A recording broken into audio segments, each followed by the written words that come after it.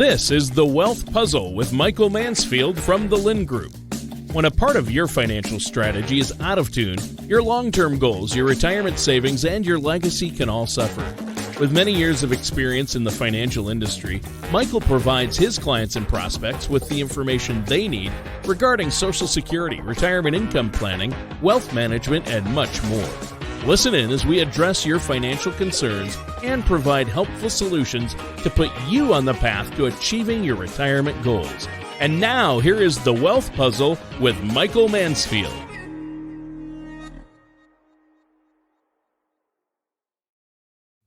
Hey, everybody. Thanks for tuning in. This is Mike Mansfield and Tana Pennington. Yes. You guys Good will morning. notice, anyone who's watching the show, so remember, we got a lot of podcast listeners, so you don't get to see all the action. But for the people that are watching this on YouTube or Rumble this week, you'll notice something. Tana has a different microphone. Tana has a different background. She's actually filming on location. I am. I'm so excited to be here. We decided to send her to, where current events are happening. And so she's filming on location from one of my conference rooms in my office. So we were happy to, we should have like a studio where we're both sitting together. That would be awesome. Like a news desk. We could look super important. Yes, next time. We'll work on that. That'll be our project. So Tana's here in town. She's visiting. She's got a lot of clients to meet with, a lot of fun things to take care of, certainly some Medicare planning and all kinds of interesting things. But thanks for being here, Tana. Welcome. Welcome in person. Welcome. Now I want to clear the air because I'm sure a lot of people that are watching this are like very concerned on why I have an owie on my nose. And I wasn't going to ask, but I'm curious. It was downtown, it was a bar fight. No, so my last week we were at a family reunion for my wife. Okay. And we were in southern Utah, which is very beautiful, all the Red Rock and Zions and Snow Canyon and all these different places. But it was hotter than heck there. I mean, good golly. I mean, the average day was like 115. So, I don't exactly have the thickest head of hair to protect me from the world. And so my oldest daughter, Kate, and I, my 12-year-old, between her and I, we were having a little bit of a competition, very serious competition. We were in the pool. We were trying to hold our breaths and see who could, swim back and forth to the end of the pool, without coming up. I didn't want to let her win. We'll start there. I'm a winner. I don't care. And so anyways, I'm swimming and it's kind of late in the day where the lighting has changed and you can't really see the wall of the pool. It's just all murky underneath the water.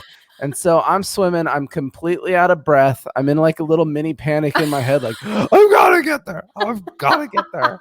And I did my final burst of speed thinking I still had a little ways to go. And I went right into the wall of the pool. And so I come up, it looks like a murder scene. I'm bleeding all down my face. So it's hard to see here, but I got my forehead, I got my eyebrow, I cut my nose, my whole face is bleeding. It was very tragic. Everyone's like, and I had to hop out of the pool and stop the bleeding. And and then it was kind of ironic because this happened right in the beginning of the trip. And once again, it's hot in the sun. Where I cut myself on the pool was right where my hat sits. My nose is right where my sunglasses sit. And so I'm like that is awesome. Kind of dysfunctionally trying to place stuff on myself so that I can try to protect myself in the daytime without rubbing on all my owies. So it was that is tragic. Awesome. It was tragic. But hey, sorry. So I want to share my backstory. People are like, what's wrong with that guy? He looks different. My nose was already crooked, so thank you for everyone who was already thinking that. That's a totally different story. I broke it in high school football, Buena High, and still looks funky.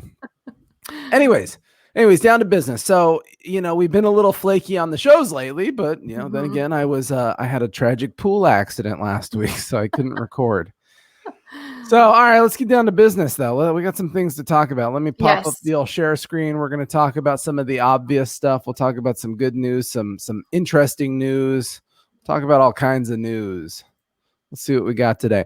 One of the things that popped out, I like to pull up these COVID tracker consolidated data reports that I get every single week. Couple nice things. Obviously, nationally, the average numbers are coming down quite a bit. Daily new cases, daily deaths, 7-day averages, all of that kind of stuff. Positive trending.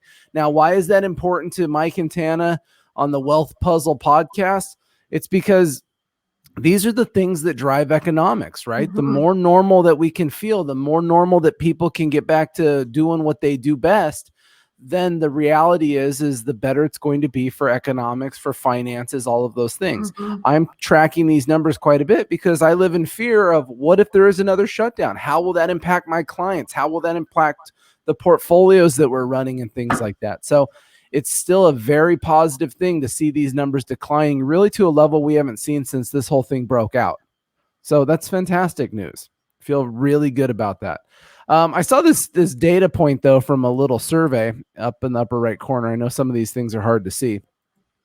New survey data from the nonprofit RAND Corporation suggests that 1 out of 4 teachers is considering quitting after this school year. Wow. Jeez Louise.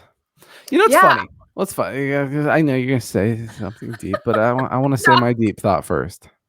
Who's going first?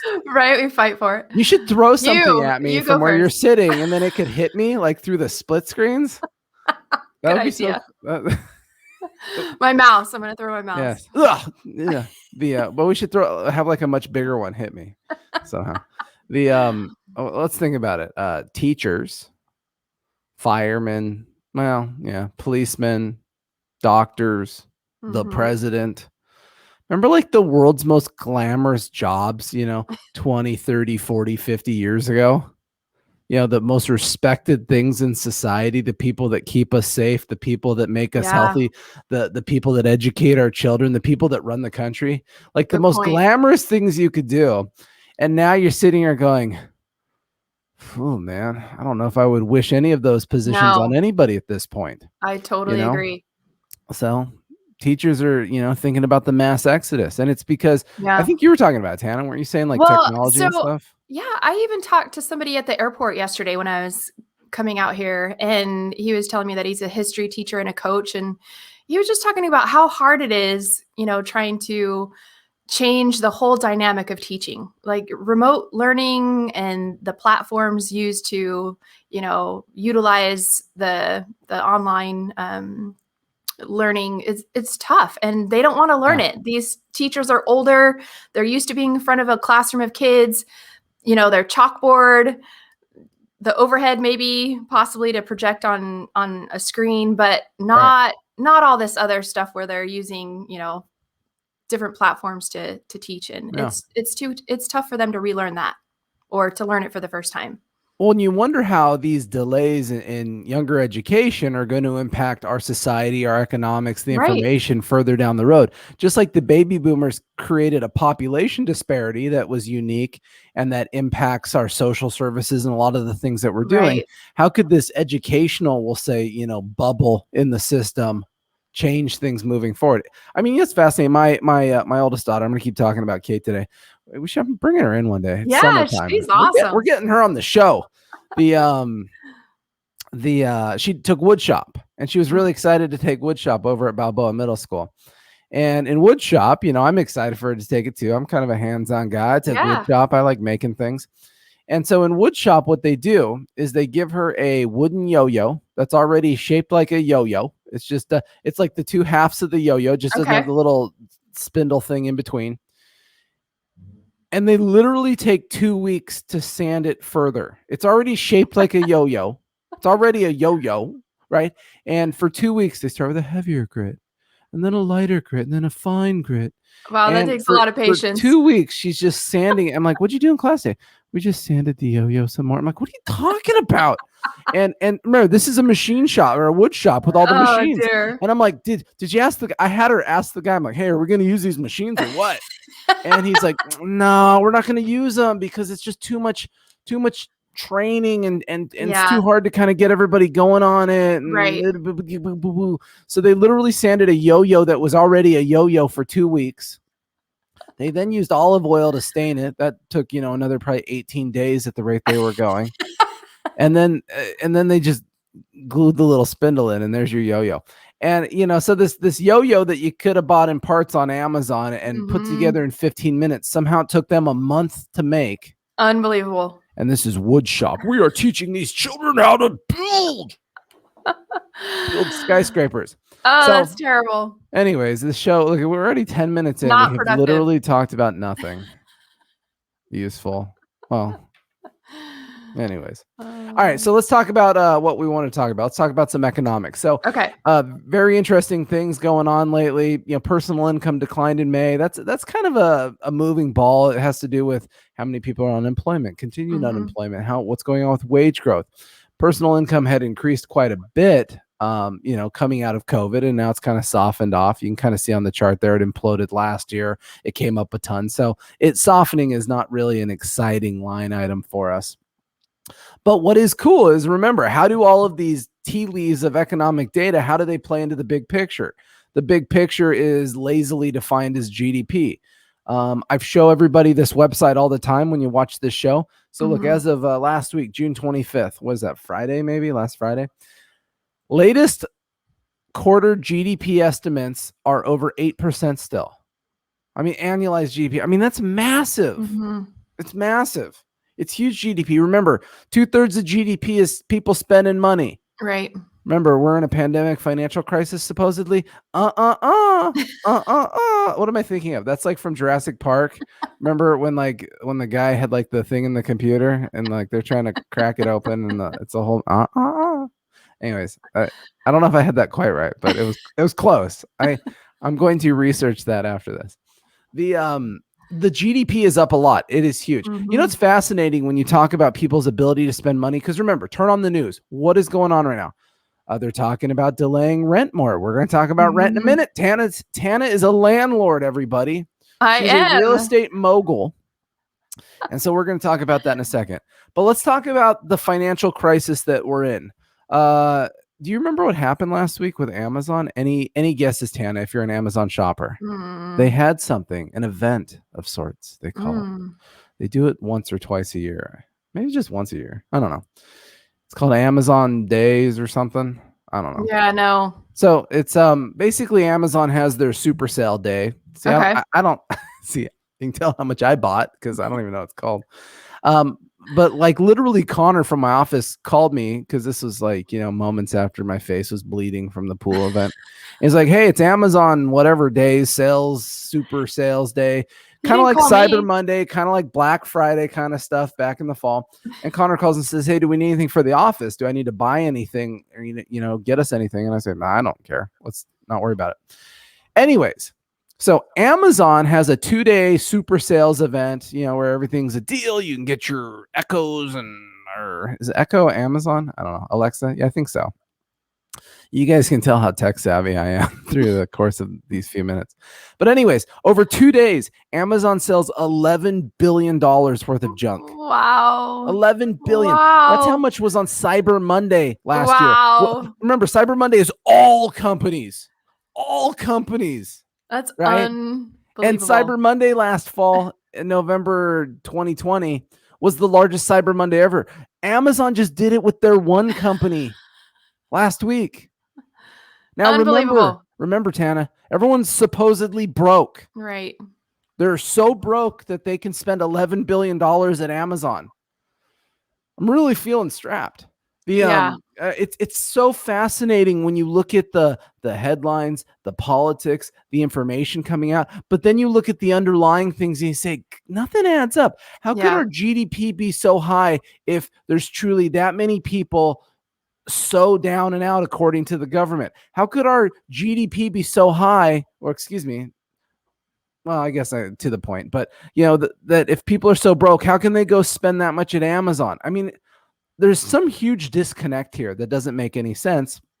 And the frustration is when you get into these economics, remember, what is the point of talking about economics? What is the point of talking about this stuff for you, the individual? Is all of these things are going to in fact affect your portfolio, right? At the end of the day, the bigger picture economics drive stock markets. I mean, a number of years ago, the S&P Standard & Poor's rating agency downgraded U.S. debt like from like AAA plus plus plus plus to AA plus plus plus plus, you know, and it put this huge ripple into the U.S. economy. And the reason they did that was because U.S. debt was going up and things were getting a little weird. Well, what happens when those things happen again? We are running up our debt in this country massively, massively right now. And then on top of it, once again, going back to politics now, there's two things going on. Pelosi just sent a letter to the president saying, hey, man, you got to push the people not having to pay their rent to their landlord thing out further. That's not cool. And granted, there's people that need help. I get it. You know, Tana, has your renter been paying their rent? Oh, yes, absolutely. See, you're one of the lucky ones. Yeah. California, I believe, is talking about doing something where they tell renters they don't have to pay their rent. The state is going to then pay back the landlords. And this is going to cost the state like $4 billion out of their tax revenue. Like that they don't have. But can someone explain to me why we need to do that when Amazon just collected $11 billion last week? Such a good point. Like, what? Huh? Oh, it's only rich people shop at Amazon. That's it. No. That's it. That's what happened. So they're delaying the rent thing. I mean, it's totally fascinating. The other thing too that is a continuance is this let's pay off student debt thing, 1.7 trillion. Let's wipe it out for people. I'm confused. You know, once again, people haven't paid their student debt since last year. It's not due till September. They're talking about delaying it even longer. Right. They have no problem shopping at Amazon. So why can't they make their $100 student debt payment? That's really they stifling. should. They really should. Well, I don't know. I think the priorities are so screwed up, as you said, hey, don't do anything you have to. Don't pay your student loans. Don't pay your rent. Don't pay anything. And what are we going to assume? That these people are going to be responsible and save the money? No. Remember, GDP now, everybody. Everybody is spending their money like hotcakes. On the things that they want. That's the problem. Right. So, you know, when your rent's finally due, you're like, how do I pay rent with 6 electric bikes? Let's see. It doesn't work. Will you accept an electric bike for 1 month rent? I do not barter. What? You should. It's gonna be the way of the future. No. Beaver pelts. All right. So here's kind of the culmination though of where we were slowly going with this, and I found this very interesting. Tana actually sent this to me. Remember, Tana is a landlord. She owns 15 rental properties? No, I don't. What? Something like that. I don't know. 1, 15. What's the difference? So she sent me this article last week. You know, she knew I was traveling, so she rudely sent me stuff to review. And rents for single family homes just saw the largest gains in nearly 15 years. Wow. So this is something we've been hearing about, right? I mean, we feel it. Rent is high, at least around here. I mean, so many people I know are paying over $3,000 to rent a property now. It's just crazy. Yeah. Because even the property management group that I'm working with have asked us on multiple occasions, you know, you guys need to raise your rent. And my husband and I just don't feel like that's the way we want to do it. We want to make sure that the family is happy. They can keep their payments coming on a monthly basis on time. We're not trying to, you know, gouge them when, like you're saying, it's all on the rise. Well, but there's also the human experience, right? We talk about that a lot in our meetings with clients. Is we bring you the financial information, you bring the emotional, personal information, right? And so you have to make that decision. Number one is, does it make sense to raise your rent because everyone else did, or does it make more sense to maintain a good, healthy, happy renter that you don't have a problem with? You could go get top dollar, but if that person is miserable, creates problems for you, and then leaves anyways, then it doesn't really get you to a better place. Right. So single family rents were up 5.3% on average year over year as of last April. Boom. That's the largest gain in 15 years. Wow. They were looking at, 20 metropolitan markets. But what's interesting in the article is they drill down on some of these other areas. Let me see here. Regionally, by top 20 markets, rent gains were the highest in Phoenix. Single family rents were up 12% year over year. And then Tucson, Arizona up 11%. And then Las Vegas, 9%. Well, see, we talk about this mass exodus, right? A lot of people leave in areas. I've had a lot of clients in the last year or two go to Arizona. We have. And so how does supply and demand work? If there's a huge demand, guess what? It's going to drive prices. Atlanta was at 9.1%. On the flip side, Boston, if anyone wants to move to Boston, it declined almost 6%. Interesting. I was going to try to do a Boston accent, but I just, in my head, it sounded good. Didn't work. I couldn't pull it off. Now, this is interesting, right? So we do retirement income planning. And so let's think about it. When we do income planning, we always start with external sources first.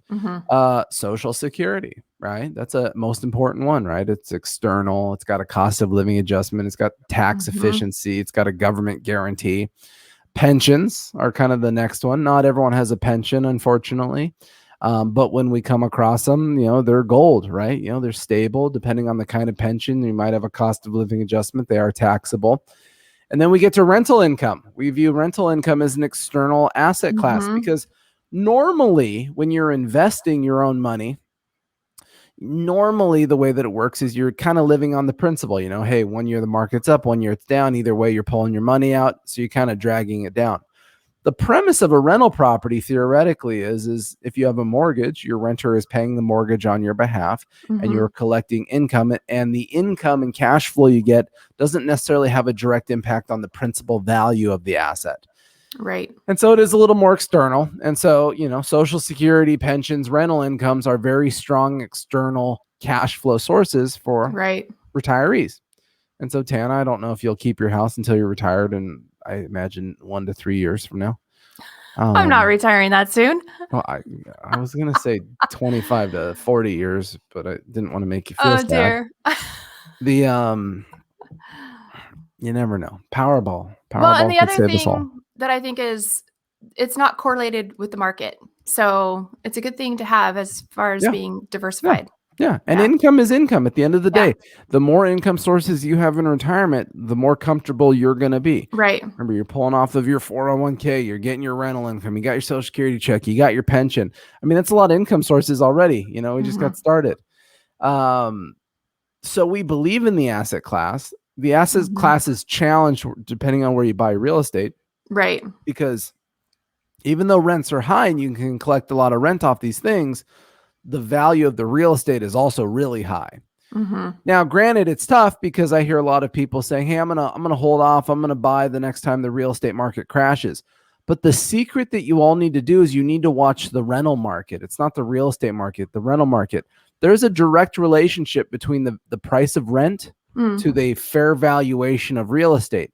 And it's like a 25, 30 times multiple. And so it's like here locally, if the average person is paying $3,000 a month, there's no reason that a healthy price for a house is actually like $900,000, just because once again, it's this cost benefit relationship.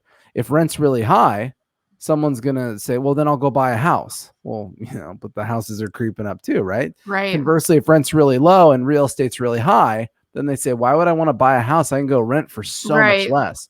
And so if we start to see rentals start to soften up and normalize again, that would, to me, be the leading indicator that the housing market could soften out. Okay. Interesting. Something to think about. Yeah, definitely. Yeah. And to each their own. I was a landlord once and I hated it. I had bad experiences. I had problems with the renters. They trashed my house out in Palm Desert. Oh, bummer. They put a nice little round hole behind every door. Oh, dear. It's very cute. Somehow magically every screen was ripped when I showed up. It's just like, so to each their own. I mean, that's what's fascinating about rents is we can justify mathematically why they're a really good thing. But if you're like Tana and you find a good tenant and a long-term tenant, then maybe it's phenomenal. Conversely, though, if it doesn't work out and all of a sudden you're tied up in a lawsuit because someone said there was mold in the closet or something, it's just a different kind of risk exposure that you need to be aware of. Right. Well, and that's why we chose to go with a property management group to kind of remove ourselves from, that level of the responsibility and maybe the headache that could be caused by the things that you just spoke of. They take care of everything, and we're very happy with the way things have gone so far. Yeah. No. And like I said, it's worked out really well for you. Yeah. Whereas I feel like my experience was different. And that's okay, because that's just kind of how everything goes. It's kind of like the timing of picking an investment. I know someone that bought something recently and it was really bad timing, whereas I know someone else who bought the exact same thing a while back and did phenomenal. So it's just, everyone has their own experiences. So that's probably good for the moment. I think we're going to wrap it up and leave it there. But remember, rental is a great way to generate retirement income and cash flow if you have the money to do it. Certainly do not cash in a 401k to buy a piece of real estate. You will destroy yourself on your tax return. But otherwise, hey, definitely make sure that you're subscribing to obviously our podcast, which can be downloaded all the podcast places. So what is it? Apple? What's it called? Apple Podcasts? I don't know. I don't even know. That was a terrible pitch. The Spotify, Google Play, so all those things are on there. And then we have our videos getting loaded on YouTube on our channel, and then on rumble.com. And rumble.com, the way it works is you at the top, instead of searching for videos, you search for channels.